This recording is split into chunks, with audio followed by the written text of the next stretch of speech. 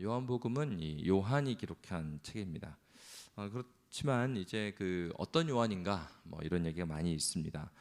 근데 이제 요한복음 자체에 요한복음 13장 23절 그리고 19장 26절에 보면 예수께서 사랑하시는 그 제자 그런 표현이 있습니다. 그래서 흔히 사도 요한을 지칭하는 것이 아닌가 이렇게 보고요. 그는 이제 그 세베대와 살로메의 이제 아들로 나옵니다. 살로메는 이 마리아와 자매지간이고요. 그러니까 이제 요한하고 예수님은 사촌지간이 되는 거죠. 그래서 살로메는 이 관계를 근거로 해서 또 아들에게 높은 지위를 달라고 요청했던 그런 스토리도 또 사복음서에 나오고요. 그래서 이제 요한의 형제는 야고보죠. 그래서 야고보 요한, 요한 야고보. 그래서 야고보 요한 같은 경우에는 이제 성격이 굉장히 불같았죠. 그래서 예수님께서 두 사람을 보아너게다 이렇게 했습니다. 그러니까 별명이죠. 그러니까 보아너게라는 뜻은 천둥의 아들 뭐 이런 뜻을 가지고 있습니다. 원래는 그 세례 요한의 제자들이었습니다. 그렇지만 예수님께서 오셨을 때 예수님의 부름을 받고 야고보와 요한은 12제자 중에 한 명이 됐습니다. 그리고 베드로와 야고보와 더불어서 예수님을 가장 가까이에서 보필했던 사람들 중에 하나입니다. 그리고 최후까지 예수님 곁을 지켰던 사람, 그가 바로 사도 요한입니다. 그가 이제 요한복음, 요한 1, 2, 3서 그리고 요한계시록, 그러니까 요한서신을 작성한 사람이 바로 이 요한복음의 저자입니다. 오늘 읽었던 이 말씀, 요한복음 20장 30절, 31절 말씀은요, 요한복음의 기록 목적을 적고 있어요. 그러니까 다른 복음서, 그래서 마태마가 누가요는 공간복음이라고 그러거든요. 근데 관점이 비슷하다라는 얘기예요.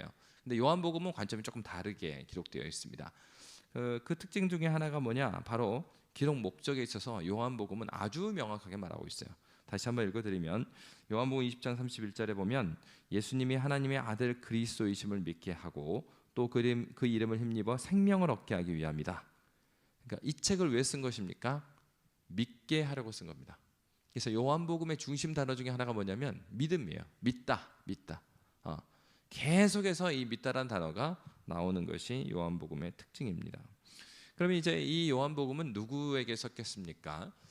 이 요한복음은 사실은 우리는 유대인이 아니잖아요. 유대인이 아닌데도 처음 예수를 믿으면 어떤 성경부터 읽으라고 합니까? 요한복음부터 읽으라고 합니다. 그러니까 왜 그런 거 하냐면 사실은 이 책은 누구한테 쓰여졌냐면 유대인한테 쓰여진 거 사실.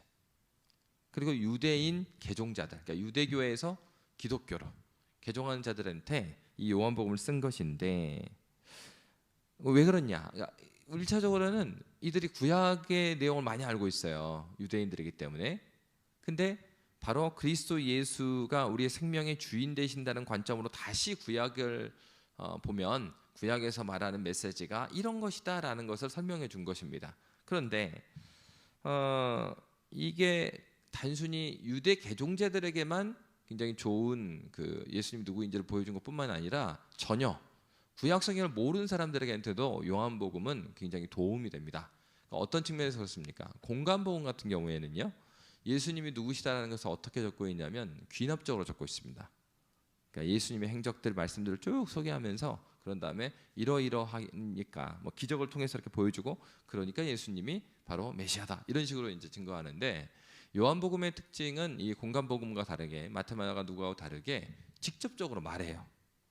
그래서 이제 요한복음 그 1장에서 보면은 바로 말씀이 육신이 되신 분이다. 직접 말해버려요.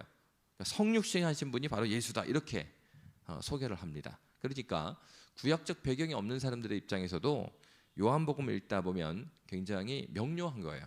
아, 예수님 누구시구나. 그래서 어떤 사람이 이렇게 말합니다. 바로 이 요한복음은 이런 측면을 가지고 있기 때문에 그 유대인이었던 사람들에게도 너무 예수님 누구인지를 잘 알 수 있게 적었고 그리고 전혀 구약성경 모르는 이방인들에게도 예수님을 잘 소개하고 있다. 그래서 어떤 분들은 또 이렇게 설명합니다. 그러니까 유대인이나 헬라인이나 예수님을 누구인지를 아주 연역적으로 명료하게 소개하고 있다는 점에서 요한복음은 예수님을 아주 잘 알 수 있는 사복음서 중에 하나인데 그 그럴 뿐만 아니라 이 요한복음은 그 깊이에 있어서도 마찬가지입니다. 그래서 어떤 학자는요, 요한복음을 이렇게 말했어요. 어린이가 헤엄치기에 너무 좋은 풀장이면서, 그러니까 너무 이렇게 얕은 풀장에서 아이들이 마음껏 놀 수 있잖아요. 그러면서도 코끼리가 빠져 죽을 수 있는 풀장이다. 그 말은 어떤 면에서는 굉장히 명료하고 또 어떤 면에서는 굉장히 깊다, 이런 측면을 말하고 있어요. 왜 그러냐면 이 요한복음 자체의 표현들이 미묘한 표현들이 많아요. 그리고 또 표적들이 많습니다. 그러다 보니까 이 책을 읽다 보면 계속해서 이제 어떤 질문을 받게 되냐면, 그러니까 당신은 예수님을 어떻게 생각하십니까? 이런 질문들을 던지고 자꾸 궁금해지는 거죠. 이게 예수님 누구지? 이런 질문을 만들게 하는 복음서가 요한복음이라 하는 겁니다. 그러다 보니까 앞에서 말하는 예수님께서 독자들이 명료하게 예수님이 누구인지를 알 수 있다는 측면, 어떤 면에서 그러냐면 이 요한복음의 구성을 보면 1장에서 12장은 표적의 책이라고 그래요. 그래서 7개의 표적 중심으로 나왔어요. 그래서 이 표적을 통해서 예수님이 누구인지를 보여주는 거예요. 그리고 13장에서 21장은 영광의 책이라고 그래서 최후 만찬과 순환과 부활이 나와요. 예수님의 순환, 예수님의 부활. 근데 이 예수님을 소개하는 가운데 이런 표현들이 많이 나옵니다. 요한복음에서는 나는 누구누구이다. 요한이 예수님께 대해서 말할 때 나는 생명의 떡이다. 나는 세상의 빛이다. 나는 양의 문이다. 나는 선한 목자다. 나는 부활이다. 나는 길이요 진리요 생명이다. 나는 참 포도나무다.